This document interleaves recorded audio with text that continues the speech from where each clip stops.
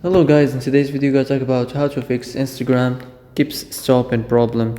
So the answer is easy, just go to the settings and scroll down to the apps section.